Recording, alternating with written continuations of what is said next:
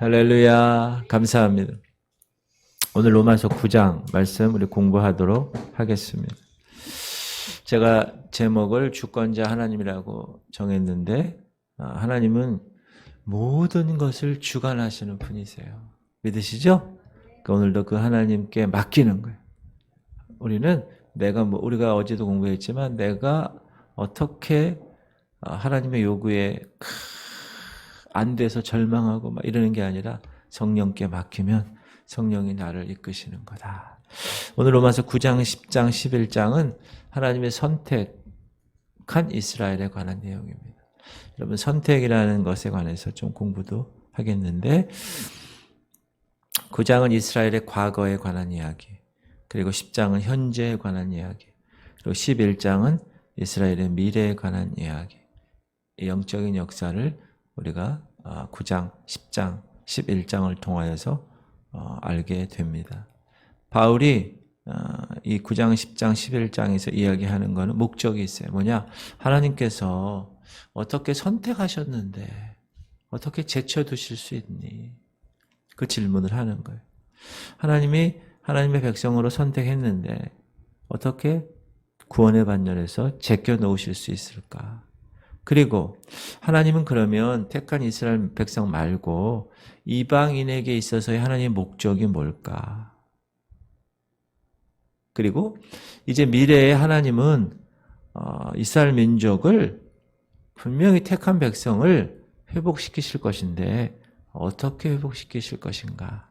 이게 9장, 10장, 11장에 관한 내용이에요.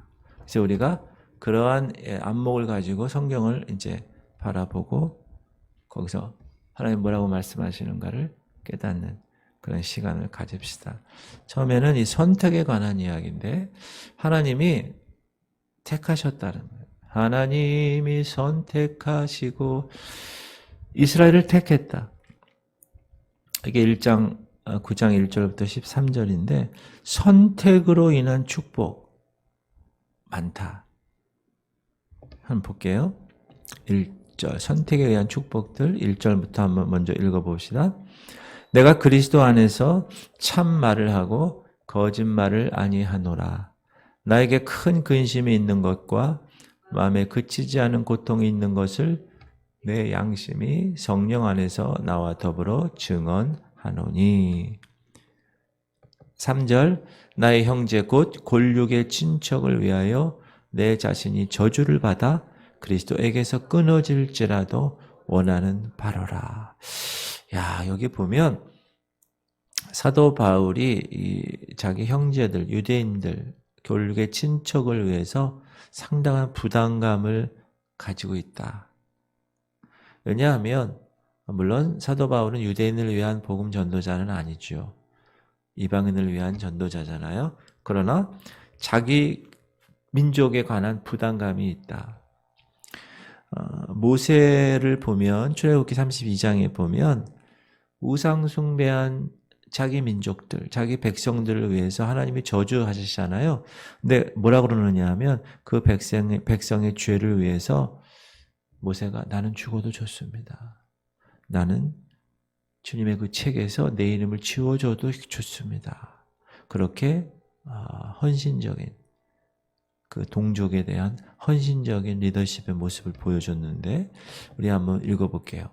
모세가 여호와께로 다시 나아가 여짜오되 슬프도소이다. 이 백성이 자기들을 위하여 금신을 만들어 쌓으니 큰 죄를 범하였나이다. 그러나 이제 그들의 죄를 사하시옵소서. 그렇지 아니하시오면 원하건대 주께서 기록하신 책에서 내 이름을 지워버려 주옵소서. 이게 영적인 리더십의 사랑의 마음인 것 같아요. 이 바울 사도도 그러지 않아요? 2절에 나의 형제 곧 골육의 친척을 위해서 내 자신이 저주를 받아도 좋아요. 내가 예수님에게서 끊어질지라도 내가 그걸 원하는 거예요. 여러분 우리가 잃어버린 영혼을 위해서 이런 영적 부담감, 거룩한 부담감을 가지고 있는가를 우리가 한번 살펴보는 시간을 오늘 가지면 어떨까? 내 믿지 않는 가족들, 하나님 그 가족이 구원받을 그런 반열에 오른다면 나는 구원받지 못해도 돼요. 이 정도로 목숨 걸고 이 모세처럼 바울처럼 그렇게 우리가 생활하고 있는 것. 믿지 않는 사람들을 위해서. 이 교회는 이 믿지 않는 영혼들을 위해서 정말 그렇게 생각하며 교회 사명, 복음 전파를 위해서 달려나가고 있는가. 그런 마음을 갖고 있는가 한번 점검해 보는 시간. 그리고 이 마음이 실은 예수 그리스도의 마음이죠. 예수님은 얼마나 그 마음이 우리를 사랑하시고 죄에서 구원하시기 위한 그런 마음이 많으셨으면 자기가 죽음으로 십자가에서 죽음으로 우리를 구원하신 거 아니에요. 우리가 예수 그리스도의 마음을 조금이라도 갖는다면, 우리가 모세와 바울의 마음을 조금이라도 갖는다면 우리는 그 잃어버린 영혼에 대한 그 절실하고 절박감을 한번 회복해야 되지 않을까라는 생각을 갖게 됩니다. 그리고 4절에서 사도 바울은 하나님의 택한 이스라엘 백성들, 그들에 대한 특권을 이야기합니다. 특권. 이스라엘 백성들 하나님이 택했는데 무슨 특권이 있는가? 8가지로 이야기하는데, 첫 번째, 양자됨. 4절, 그들은 이스라엘 사람이라. 그들에게는 양자됨과 영광과 언약들과 율법을 세우신 것과 예배와 약속들이 있고 조상들도 그들의 것이요 육신으로 하면 그리스도가 그들에게서 나셨으니 그는 만물 위에 계셔서 세세의 찬양을 받으실 하나님이시니라. 아멘. 바울은 이스라엘, 하나님이 택한 이스라엘 유대인들의 8가지 특권을 이야기하는데, 첫 번째, 양자됨. 하나님께서 그 수많은 사람들 중에, 그 수많은 민족들 중에 이스라엘을 택하셨다는 거예요. 무엇에 의해서? 하나님의 전적인 주권에 의해서. 하나님 왜 이스라엘을 택하셨어요? 우리 대한민국을 택하시지요. 그거는 하나님 마음이다. 하나님의 전적인 주권이다. 그래서 하나님에 의해 선택받아서 하나님의 양자됨의 특권을 얻었다. 두 번째는 영광의 특권을 얻었다. 이 영광은 뭡니까? 하나님이 이 땅에 오셔서 영이시잖아요. 보이지 않죠? 근데 이 땅에 오시고 싶으신 거예요. 하나님이 택한 백성들과 같이 있고 싶으신 거예요. 그래서 하나님이 제안을 하세요. 야, 성막을 만들어. 내가 그 안에 거할게. 야, 궤짝을 하나 만들어. 거기 위에 내가 거할게. 법궤. 그래서 하나님이 그 성막에 임재하시는 거예요. 그게 영광이에요. 쉐카이나 영광, 쉐키나 영광. 세 번째, 언약의 특권을 이스라엘은 받았습니다. 누구를 택했죠? 아브라함을. 그에게 약속을 하셨어요. 하늘의 별처럼 바다의 모래처럼 내가 네 씨로 말미암아 큰 민족을 이루게 할 거야. 그리고 그 민족을 축복하는 자에게 축복할 거고 저주하는 자에게 저주할 거고, 그리고 그들은 나의 백성이 되고 나는 그의 하나님이 될 거야. 이렇게 약속하셨다. 아브라함과 전 민족에게 그렇게 약속하셨다. 그것이 특권이다. 여러분, 하나님이 얼마나 이스라엘을 사랑하면 그런 약속을 주셨어요. 네 번째는 율법을 수여했어요. 율법을 세우신 것. 이스라엘은 그 율법을 통하여서 그들의 생활을 다스리는 하나님의 법을, 그 율법을 통하여서 순종함으로 하나님과의 관계를 계속 맺는 거예요. 이렇게 하지 마. 네, 알겠습니다. 이렇게 해. 네, 오늘 금요일 금요 예배 때 출애굽기에 대한 율법에 관한 얘기를 할 거예요. 율법도 우리가 알고 있는 십계명뿐만 아니라 여러 가지 법이 있는데 이따 저녁에 공부하도록 하고, 그 다음에 5번째 특권은 뭐냐? 하나님을 섬길 수 있는 예배의 특권을 받았다. 이 성막에서 제사장들이 하나님을 예배하는 직분을 가지고 하나님을 섬기게 하셨다. 하나님은 우리와 함께 하시고 싶어서 이 땅에 그 조그만 궤짝 위에, 그 껌껌한 성막 위에 계시고 또 그들로부터 예배 받으시기 원하셨다. 그리고 여섯 번째, 약속들. 이 약속들은 하나님이 수많은 약속을 통하여 유대인들을 위해서 성취될 그 약속을 허락하셨어요. 그래서 계시록에 보면 나중에 여러분 종말에도 그 하나님의 약속이 유대인을 통하여 성취됩니다. 그리고 조상들 5절에 조상들. 조상은 누구요? 하나님 아브라함을 택하고 이삭을 택하고 야곱의 하나님. 야곱의 12아들을 통하여서 이스라엘이라는 나라를 만드셨다. 그리고 예수님이 여덟 번째 약속, 메시아가 예수 그리스도가 유다 지파의 유대인으로 태어나시고 율법에 따라 그 일을 감당하셨고 이 바울 사도도 유대인의 후손으로 태어나서 그것을 깨닫고 유대인에 관한 이야기들을 8가지 유대인들에게 허락하신 특권을 이야기를 하고 있습니다. 그리고 5절 하반절에 사도 바울은 그 예수 그리스도가 나오니까 하나님을 찬양하는, 그분을 찬양하는.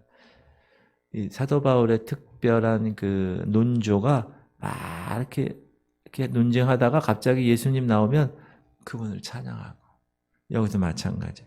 5절 하반절에 그는 만물 위에 계셔서 세세의 찬양을 받으실 하나님이시니라. 아멘. 그래서 하나님이 영원히 예수 그리스도 그분을 축복하시고 그분을 세우셨다. 여러분, 이 세상에 그 어느 나라도 이 이스라엘처럼 이렇게 약속을 받은 나라가 없어요. 이렇게 특권을 받은 나라가 없습니다. 그런데 그런 나라가 이 특권들을 물리쳤어요. 이 축복들, 이 하나님의 의를 거절했습니다. 안타까운 거예요. 근데 그게 주권자 하나님의 계획 안에 있는 거라는 것을 우리가 알 수 있다. 우리 성도들, 여러분 오늘날도 우리 성도들은 하나님이 선택하셨어요. 믿으시죠? 하나님이 선택하셨어요. 그리고 그 택한 자 선택하셔서 부르셔서 그 부르심에 응답해서 우리가 하나님의 자녀가 되었습니다. 맞습니까? 그러므로 이스라엘 백성과 하나님이 허락하신 그 특권들을 우리에게도 허락하셨어요. 양자됨의 축복을 허락하셨어요. 에베소서 1장 5절. 그 기쁘신 뜻대로 우리를 예정하사 예수 그리스도로 말미암아 자기의 아들들이 되게 하셨으니, 진노의 자녀였는데 하나님이 하나님의 자녀로, 하나님이 adoption, 양자로 삼아 주셨다. 그러니까 여러분은 항상 생각해야 돼. 나는 하나님의 자녀야. 그걸 항상 생각하셔야 돼.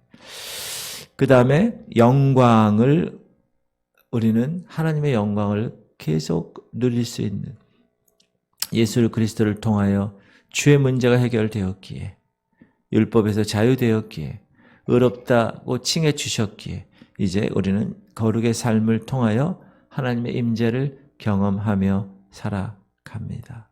예수 그리스도로 말미암아, 그분의 속량하심으로 말미암아. 시작. 우리는 그리스도 안에서 그의 은혜의 풍성함을 따라 그의 피로 말미암아 속량, 그 죄 사함을 받았는 리데미션. 속량이라는 뜻이 뭐라고 그랬습니까? 노예 시장에 노예들이 많은데 어떤 사람이 지나가다가 한 노예가 불쌍히 여겨서 그를 노예 주인에게 돈을 많이 주고 노예를 사지요. 그러고 나서 뭐라고 그랬어요? 넌 이제 노예가 아니야. 자유케 되었다. 이제 나도 너를 노예로 생각 안 한다. 너 네 마음대로 자유케 살아라. 그게 리뎀션이에요. 속량. 여러분은 진노의 자녀였는데 하나님이 예수 그리스도의 피값으로 여러분을 사셨다는 것. 그리고 그 다음부터 뭐라고 그래요? 넌 하나님의 자녀로 이제 살아라. 그래서 우리가 이렇게 살아가는 거예요. 할렐루야. 그리고 새 언약, 예수님의 피로 맺은 새 언약. 이스라엘 백성들은 율법을 받았지만 우리는 마음의 율법을 받았다. 마음의 율법. 히브리서에 보면 주께서 이르시되 그날 후로는 그들과 맺을 언약은 이것이라 하시고 내 법을 그들의 마음에 두고 그들의 생각에 기록하리라 하신 후에 또 그들의 죄와 그들의 불법을 내가 다시 기억하지 아니하리라 하셨으니 얼마나 우리에게 특권이에요. 우리의 모든 죄와 불법을 기억하지 않아요. 너희의 죄 흉악하나 기억 안 하신대요. 동의서에서 먼 것처럼 기억하지 않으세요. 그리고 하나님께서 하나님의 법을 이제 여러분 십계명은 돌비에 새겨졌는데 마음의 비, 신비, 마음의 비석에 우리의 하나님께서 세워주셨어요. 새겨주셨어요. 예수 그리스도로 맺은 그 새 언약을. 그 특권을 우리는 받았다. 그리고 하늘의 유업을 이어가게 하셨다. 있게 하셨다. 베드로전서 1장 4절 썩지 않고 더럽지 않고 쇠하지 아니하는 유업을 있게 하시나니 곧 너희를 위하여 하늘에 간직하신 것이다. 누구를 통하여? 예수 그리스도를 통하여 하늘의 유업을, 하늘에서 받을 그 영광을, 그 상급을 하나님이 이어가게 하셨다. 그것이 우리에게 특권이고, 그리고 우리는 이방인입니다. 대한민국 사람이에요. 이스라엘 사람이 아니에요. 유대인이 아니지만 그러나 믿는 자들의 조상인 아브라함의 자녀가 되었어요. 성경이 그렇게 말하고 있어요. 그런즉 믿음으로 말미암는 자들은 아브라함의 자손인 줄 알지어다. 여러분은 아브라함의 자손이라는 거예요. 왜? 아브라함이 믿음으로 하나님 앞에 조상이 되었어요. 그래서 그 믿음을 가지고 생활하는 우리도 동일하게 아브라함 자손이라는 거예요. 자, 이런 축복과 특권을 하나님은 우리에게 주셨다. 할렐루야. 누구를 통하여서요? 예수 그리스도를 통하여서. 그러므로 우리는 어떻게 해야 됩니까? 성경을 배우면서 이스라엘처럼 저렇게 거절하면 안 되는구나. 이스라엘처럼 그 모든 축복을 제껴버리면 되지 않는구나. 물리치면 안 되겠구나. 그렇게 생각하고 그 특권을 어떻게 해야 됩니까? 누리며 살아야 되나? 누리며. 예수를 소유하고 있기 때문에, 예수 그리스도를 통해서 받은 특권이기 때문에 이 특권을 누려야 한다. 하나님의 그 권세 받은 자답게 살아야 한다. 할렐루야. 그것이 하나님의 선택으로 받은 이스라엘의 축복이고 영적인 우리의 축복들이다. 그러면 그 선택의 기초는 무엇일까? 그게 6절부터 13절까지의 말씀입니다. 우리가 먼저 한번 읽을까요? 그러나 하나님의 말씀이 폐하여진 것 같지 않도다. 이스라엘에게서 난 그들이 다 이스라엘이 아니요 또한 아브라함의 씨가 다 그의 자녀가 아니라 오직 이삭으로부터 난 자라야 네 씨라 불리리라 하셨으니 곧 육신의 자녀가 하나님의 자녀가 아니요 오직 약속의 자녀가 씨로 여기심을 받느니라. 약속의 말씀은 이것이니 명년 이때에 내가 이르리니 사라에게 아들이 있으리라 하심이라. 그뿐 아니라 또한 리브가가 우리 조상 이삭 한 사람으로 말미암아 임신하였는데 그 자식들이 아직 나지도 아니하고 무슨 선이나 악을 행하지 아니한 때에 택하심을 따라 되는 하나님의 뜻이 행위로 말미암지 않고 오직 부르시는 이로 말미암아 서게 하려 하사 리브가에게 이르시되 큰 자가 어린 자를 섬기리라 하셨나니 기록된 바 내가 야곱은 사랑하고 에서는 미워하였다 하심과 같으니라. 이건 무슨 얘기냐? 이제 선택에 관한 하나님의 주권에 관한 이야기를 하시는 겁니다. 하나님은 선택에 있어서 그의 완전한 계획이 있으신데 그 계획을 성취하기 위하여 그분의 절대 주권을 행사하시는 분이다. 여러분 로마서 우리가 9장, 10장, 11장 이스라엘에 관한 이야기를 공부할 때 개인적인 것을 다루는 것보다는 민족적인 것을 다루는 것을 염두에 두고 말씀을 읽어야 합니다. 자, 우리 먼저 아브라함을 한번 공부해 볼게요. 네, 아브라함은 히브리 민족의 조상으로 하나님이 선택하신 사람입니다. 왜 하나님이 아브라함을 택했을까요? 그것은 하나님의 절대적인 주권에 의한 것입니다. 그러나 바울은 모든 유대 백성이 이스라엘의 참된 아들은 아니다라고 얘기했어요. 아까. 이게 다시 무슨 얘기냐? 로마서 2장 29절 보면 우리가 공부했는데 오직 이면적 유대인이 유대인이며 할례는 마음에 할지니 영에 있고 율법 조문에 있지 아니한 것이라. 그 칭찬이 사람에게서가 아니요 다만 하나님에게서라.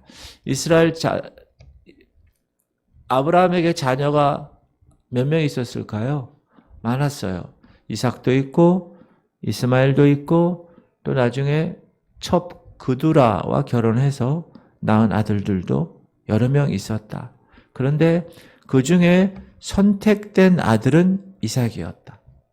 왜 이삭이 선택받았습니까? 하나님의 절대적 주권입니다. 왜? 이삭만이 믿음으로 말미암은 약속의 아들이었기 때문에 그렇습니다. 이삭만이 하나님 편에서 있을 때 합법적인 아들이었기 때문에 그럽니다. 그래서 이삭이 태어났어요. 그런데 이제 이삭이 태어나서 믿음으로 하나님의 거룩한 아들의 삶을 살아갑니다. 거기에 누가 계속 대적하죠? 이스마엘이 대적합니다. 이스마엘은 행위를 통해 낳은 아들입니다. 아브라함과 사라가 자기의 육신의 생리적인 것이 건전할 때 난 아들입니다.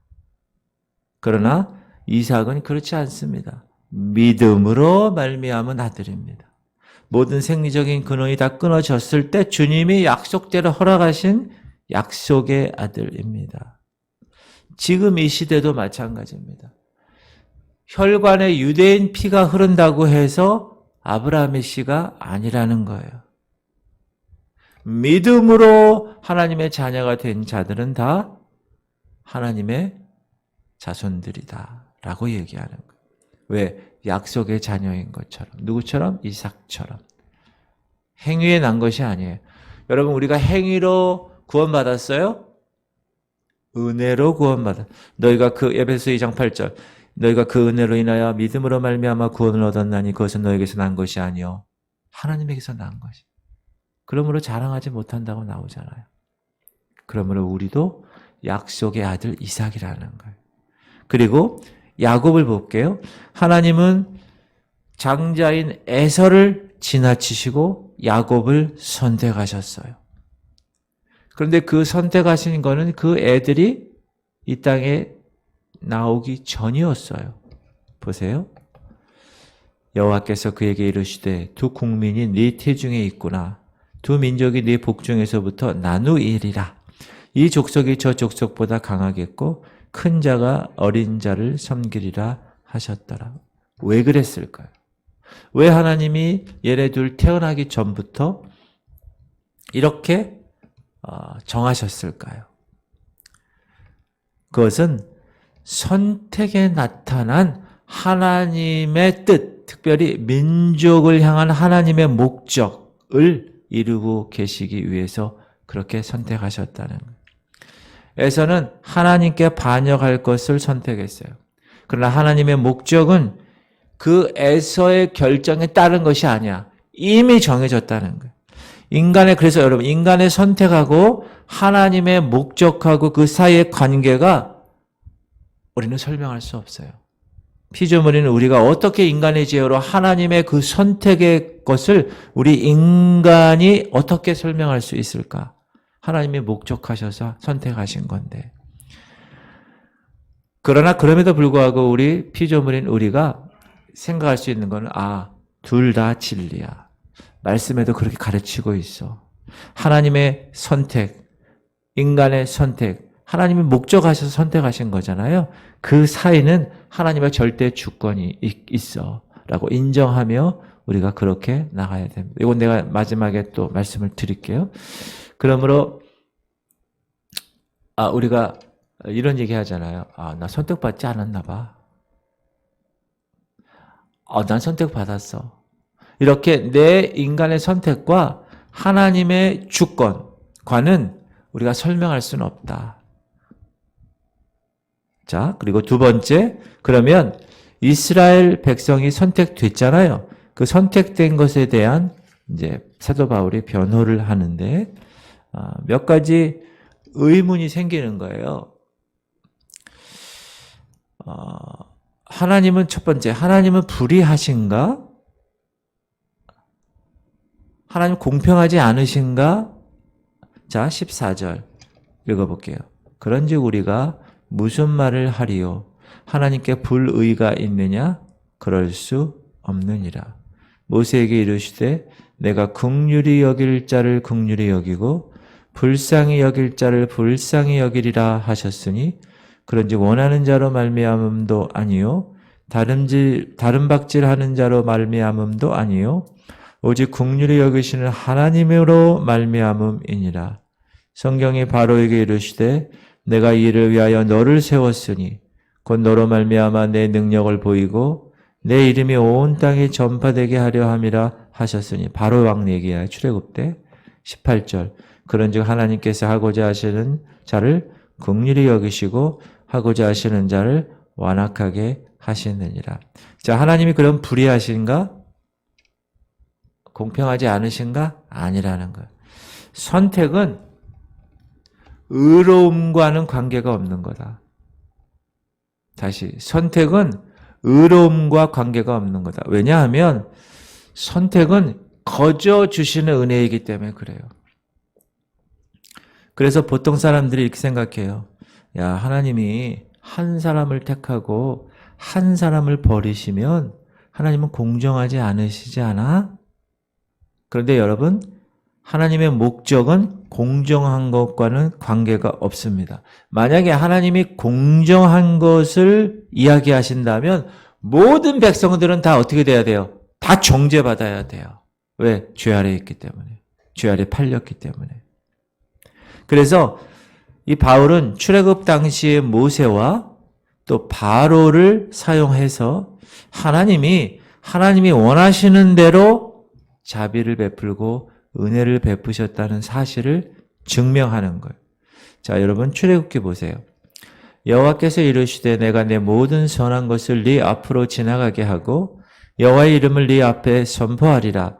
나는 은혜 베풀 자에게 은혜를 베풀고 긍휼히 여길 자에게 긍휼을 베푸느니라. 그러므로 하나님의 자비를 얻어서 갖춰서 그 자비를 받은 사람은 아무도 없는 거예요. 하나님이 그렇게 하신 거예요. 그게 하나님의 절대 주권이라는 거죠. 하나님께서 이스라엘을 택하시고 다른 민족을 지나쳐 버렸다고 해서 우리가 하나님을 정죄할 수가 없는 거예요. 그건 하나님의 절대적인 주권이기 때문에. 하나님은 은혜 베풀 자에게 은혜 베푸시는 분이고 긍휼히 여길 자에게 긍휼을 베푸시는 분이시기 때문에 그렇다. 그래서 하나님은 불의하시는 분이 아니라는 거예요. 두 번째 질문은 뭐냐? 그러면 아무도 하나님 뜻에 저항할 수 없다면 그럼 하나님은 왜 잘못을 찾아내셔서 그 잘못에 대한 심판을 하시는가? 여기에 대해서 사도 바울은 토기장에 대한 비유를 들어서 설명을 하고 있습니다. 하나님은 토기장이야. 하나님은 그릇을 만드는, 토기를 만드는 사람이야. 그리고 세상의 민족들과 세상의 모든 지도자들은 다 그릇들이야. 19절. 혹 네가 내게 말하기를 그러면 하나님이 어찌하여 허물하시느냐? 누가 그 뜻을 대적하느냐 하리니 이 사람아 네가 누구에게 감히 하나님께 반문하느냐? 지음을 받은 물건이 지은 자에게 어찌 나를 이같이 만들었느냐 말하겠느냐? 토기장이가 진흙 한 덩이로 하나는 귀히 쓸 그릇을 하나는 친히 쓸 그릇을 만들 권한이 없느냐?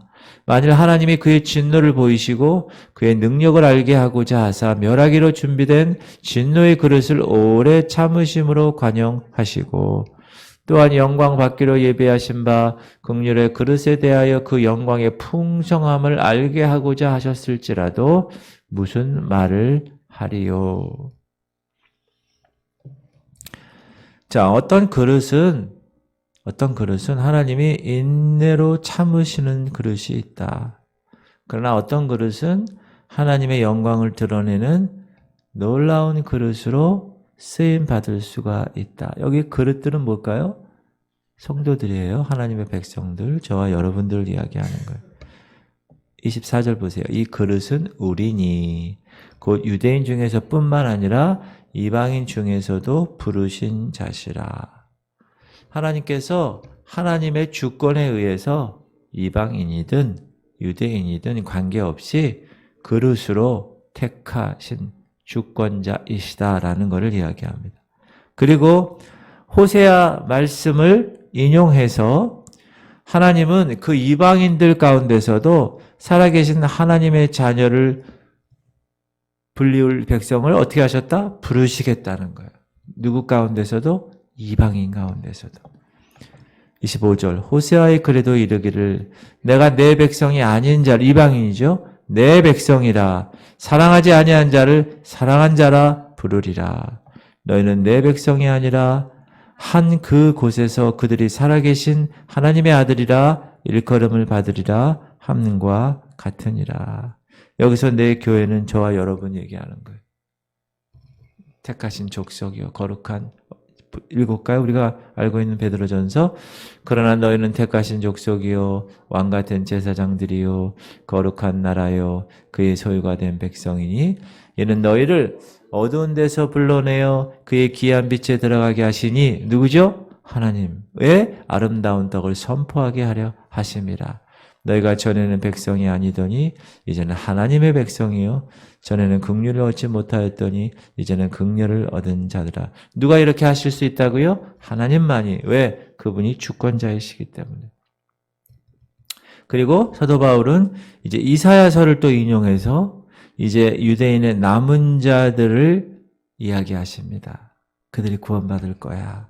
저 이사야서에 보면 오늘 본문이에요. 또 이사야가 이스라엘에 관하여 외치되 이스라엘 자손들의 수가 비록 바다의 모래 같을지라도 남은 자만 구원을 받으리니 주께서 땅 위에서 그 말씀을 이루고 속히 시행하시리라 하셨느니라.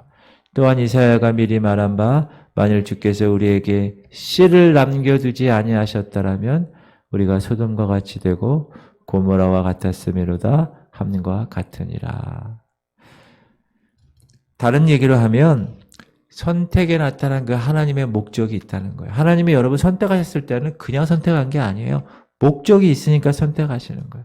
근데 그것으로 인해서 유대인뿐만 아니라 이방인들도 하나님의 목적이 있기에 택하셨다. 유대인이나 이방인이나 막론하고 하나님의 은혜 외에는 다른 방법으로는 구원을 받을 수가 없다라는 것입니다. 자, 그렇다면 우리는 이방인들에 대해서 어떻게 말할 수 있는가? 그게 30절부터 33절이에요. 그런즉 우리가 무슨 말을 하리요? 의를 따르지 아니한 이방인들이 의를 얻었으니 곧 믿음에서 난 의요. 의의 법을 따라간 이스라엘은 율법에 이르지 못하였으니 어찌 그리하냐? 이는 그들이 믿음을 의지하지 않고 행위를 의지함이라. 부딪힐 돌에 부딪혔느니라. 유대인들은 의롭게 되려고 얼마나 노력했는지 몰라요. 바리새인들 보세요. 사두개인들. 그러나 거절당합니다. 그러나 유대인들이 갖지 못했던 그 특권을 이방인들이 나중에 예수 그리스도를 영접함으로 그 특권을 받게 됩니다. 그 이유가 뭐냐고 나오죠. 그 이유는 뭐라고요?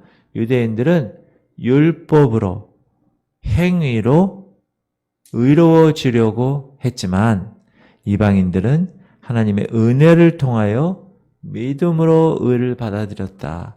그랬기 때문에 하나님은 유대인들을 십자가로 메시아를 어떻게 했어요? 걸려 넘어지게 했다라고 이야기를 하는 거예요. 자, 33절, 32절, 33절이 빠졌네요.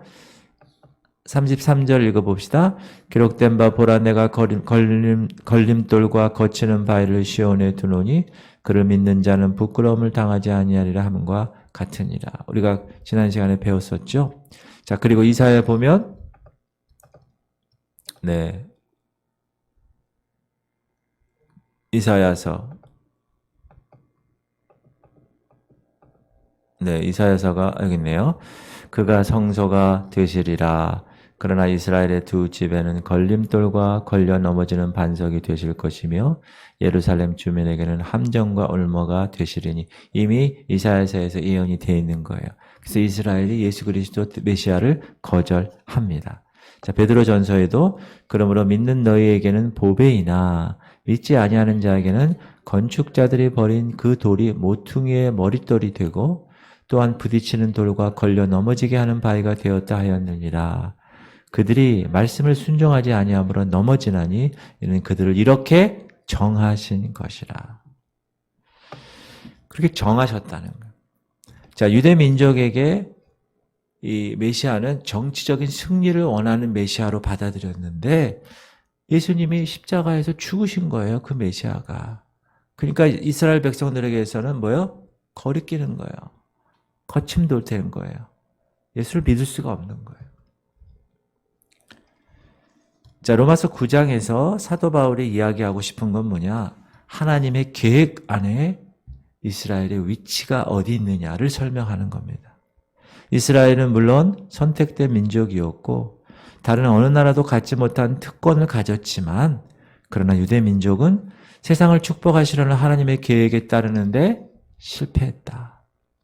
그래서 오늘 9장을 통해서 하나님의 절대 주권의 은혜를 이 사도 바울이 높이는 거예요. 오늘날도 마찬가지입니다. 내 인간의 의지, 그걸 강조하는 사람이 있어요. 내 공로, 그걸 강조하는 사람이 있습니다. 그 사람은 진정한 하나님의 백성의 삶으로 자유롭게 살 수가 없는 거예요. 유대인같이 사는 거예요. 그런 사람들은. 왜냐하면 인간의 마음으로는 하나님의 지혜를 측정할 수 없기 때문에, 측량할 수 없기 때문에. 그게 로마서 11장에 나와요. 시작. 깊도다 하나님의 지혜와 지식의 풍성함이요 그의 판단을 헤아리지 못할 것이며 그의 길은 찾지 못할 것이로다. 누가 주의 마음을 알았느냐? 누가 그의 모사가 되었느냐? 누가 주께 먼저 드려서 갚으심을 받겠느냐? 이는 만물이 주에게서 나오고 주로 말미암고 주에게로 돌아갑니다. 그에게 영광이 세세토록 있을지어다. 아멘. 우리가 단지 아는 것은 뭐냐? 하나님의 절대적인 주권적인 그 은혜가 없었다면 우리에게는 구원도 없었을 거야 라는 겁니다. 그리고 우리가 한번 생각해 볼 것은 아까 13절에 다시 한번 읽을게요. 기록된 바 내가 야곱은 사랑하고 에서는 미워하였다 함신과 같으니라. 이 구절은 말라기서에서 인용한 거예요. 우리 말라기서를 한번 읽어볼게요. 여호와께서 이르시되 내가 너희를 사랑하였노라. 하나 너희는 이르기를 주께서 어떻게 우리를 사랑하셨나이까 하는도다. 나 여호와가 말하노라. 에서는 야곱의 형이 아니냐. 그러나 내가 야곱을 사랑하였고 에서는 미워하였으며 그의 산들을 황폐하게 하였고 그의 산업을 광야 이리들에게 넘겼느니라. 에돔은 말하기를 우리가 무너뜨림을 당하였으나 황폐된 것을 다시 쌓으리라 하거니와 나 만군의 여호와는 이르노라. 그들은 쌓을지라도 나는 헐지라. 사람들이 그들을 일컬어 악한 지역이라 할 것이요 여호와의 영원한 진노를 받은 백성이라 할 것이며 5절 너희는 눈으로 보고 이르기를 너 여호와께서는 이스라엘 지역 밖에서도 크시다 하리라. 여기서 야곱과 에서에 관한 이야기는 개인을 언급한 게 아니라 이스라엘과 에돔이라는 민족을 가리키는 겁니다. 에서는 에돔 민족을 이스라엘, 야곱은 유대인을 의미하는 거죠.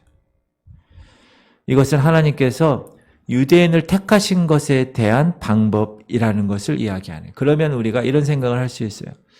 요한복음 3장 16절에 보면 하나님이 세상을 이처럼 사랑하사 독생자를 주셨으니 이는 그를 믿는 자마다 멸망치 않고 영생을 얻게 하려 하심이라. 이 말씀에 비추어 볼 때 이렇게 생각할 수 있어요. 하나님께서는 어떤 죄인들을 미워하시고 다른 이들은 사랑하신다. 미워하시고 사랑한다. 라는 말을 할 수 있어요, 없어요? 할 수 없죠. 요한복음 3장 16절에 보면. 그러니까 하나님께서는 어떤 한 사람에 대한 이야기를 하는 게 아니라 하나님의 역사적인 경륜에 있을 때 그 민족을 하나님께서 택하시고 그 민족, 이제 바로에 관한 이야기도 이야기할 텐데 바로도 마찬가지입니다. 자, 한번 18절 얘기해요. 그런즉 하나님께서 하고자 하시는지를 긍휼히 여기시고 하고자 하시는 자를 완악하게 하시느니라. 자, 바로를 봤을 때 이렇게 생각해요. 아니, 하나님이 바로의 마음을 강팍하게 해서 10가지 재앙을 해서 하나님을 드러나게 했잖아 라고 얘기할 수 있지만 하나님은 기적을 행하셨고 바로는 이에 저항하게 되었는데 스스로 바울이 굳게 했다는 것이 나와요. 자, 출애굽기 8장 15절에 보면 그러나 바로가 숨을 쉴 수 있게 됨을 보았을 때 그의 마음을 완강하게 하여 그들의 말을 듣지 아니하였으니 여호와께서 말씀하신 것과 같더라. 여기서 바울 스스로가 he hardened his heart. 그의 마음을 완강하게 했다는 거예요. 바울이. 하나님이 강팍하게 한 것도 사실이지만 바울 스스로도 그의 마음을 단단하게 했다. 여러분, 태양은 얼음을 녹이기도 하지만 진흙을 굳게도 한다는 사실이에요. 똑같은 태양이 펼쳐지지만. 그리고 하나님께서도 9장 12절에 그러나 여호와께서 바로의 마음을 완악하게 하셨으므로 그들의 말을 듣지 아니하였으니 여호와께서 모세에게 말씀하심과 같더라. 여기는 하나님이 The Lord hardened the heart of Pharaoh. 바로의 마음을 하나님이 완악하게 하신 거고 아까 우리가 읽었던 이 8장 15절은 바로가 그렇게 한 거라는 겁니다. 그러므로 우리가 이 이중의 과정을 하나님이 이렇게 이끌어 가실 때 관해서 우리가 그거에 대하여 하나님이 부당하다고 혹은 하나님이 잘못됐다고 얘기할 수가 없다라는 사실입니다. 할렐루야. 그래서 여러분 선택에 관한 이야기 그리고 내가 선택받았느냐 안 받았느냐에 관한 것은 물론 하나님이 개인적인 것을 이렇게 다루시기도 하지만 여기서 얘기하는 건 민족적인 것을 얘기하신 것이고 그죠? 애굽, 이스라엘, 또 에돔, 이스라엘 이렇게. 그리고 하나님의 주권에 관해서 우리가 하나님이 불의하냐 불공평하냐라는 것을 이야기할 수가 없다라는 것을 말해주고 있습니다. 할렐루야.